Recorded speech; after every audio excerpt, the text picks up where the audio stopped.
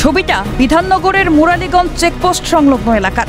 মাস কয়েক আগে শুরু হয়েছে রাস্তা মেরামতের কাজ, তবে মাঝপথে ফেলেই পালিয়েছে জাতীয় সড়ক নির্মাণকারী সংস্থার ঠিকাদার, এমনটাই খবর সূত্রের। এখন অর্ধনির্মিত রাস্তায় প্রতিনিয়ত দুর্ঘটনার সম্মুখীন হচ্ছেন গাড়ি চালকরা।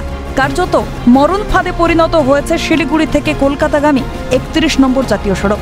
দুর্ঘটনার কবলে পড়া গাড়ি চালকদের অভিযোগ, টোল ট্যাক্স দেওয়ার পরেও রাস্তার হাল বেহাল।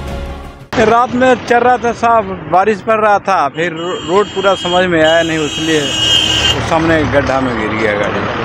टोल टैक्स तो देता ही है कंपनी, फिर भी रोड टूटा मिलता है। फिर बंगाल का स्थिति बहुत खराब है रोड का माने। দিনের পর দিন বেড়েই চলেছে দুর্ঘটনার মাত্রা, বিশেষত বর্ষার সময় গর্তগুলিতে জল জমে থাকায় বাড়ছে বিপদ।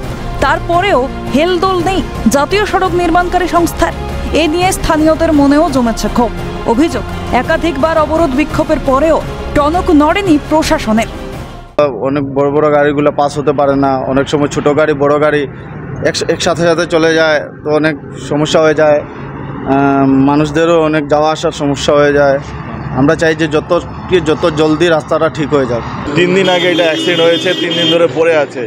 ঠিক আছে, এনএস থেকে কথা দিয়েছে যে 3 দিন আগের থেকে কাজ শুরু হবে, এখনও কাজ শুরু হয়নি। মাঝে মাঝে বলতে দিনে তো দুটো হচ্ছেই। আমরা চাচ্ছি রাস্তাটা রাত্রি ঠিক হয়ে গেলে সুবিধা হয়।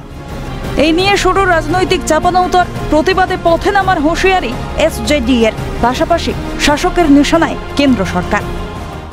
এই ভাওতাবাজ একটা সেন্ট্রাল গভর্নমেন্ট, এই টোল ট্যাক্সের মাধ্যমে কোটি কোটি টাকা, হাজার হাজার কোটি টাকা কালেকশন করা হচ্ছে গাড়ি চালাদের থেকে।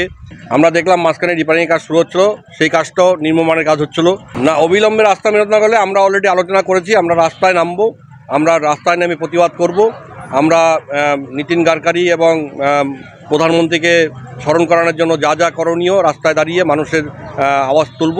3 মাস ধরে চলছে, 3 মাস থেকে সে একই কাজ, কিন্তু আর সারাতে পারছে না। এখন দেখছি যে শুনছে কন্ট্রাক্টররাই পালিয়ে গেছে। তাহলে এগুলো দেখতে হবে না কেন্দ্র সরকারকে? যদিও জাতীয় সড়ক নির্মাণকারী সংস্থার তরফে মেলেনি কোনো প্রতিক্রিয়া, অন্যদিকে কেন্দ্রের কাছে চিঠি পাঠিয়ে দ্রুত সমাধানের আশ্বাস বিজেপি নেতৃত্বের। তবে দ্রুততার সাথে এই কাজ মেরামতের কাজ শেষ হবে, এটুকু আমার বিশ্বাস। মাননীয় সড়ক পরিবহন মন্ত্রকে আবার একটা চিঠি পাঠাচ্ছি। প্রশ্ন উঠছে, 31 নম্বর জাতীয় সড়কের মতো এত গুরুত্বপূর্ণ রাস্তার প্রতি কেন এই অবহেলা? নিম্নমানের কাজের যে অভিযোগ উঠেছে, সেই অভিযোগ কেন খতিয়ে দেখা হচ্ছে না? এখন কতদিনে শিলিগুড়ি থেকে কলকাতাগামী 31 নম্বর জাতীয় সড়কের হাল ফেরে, সেটাই দেখার। পিকাই ঘোষের রিপোর্ট, ক্যালকাটা নিউজ।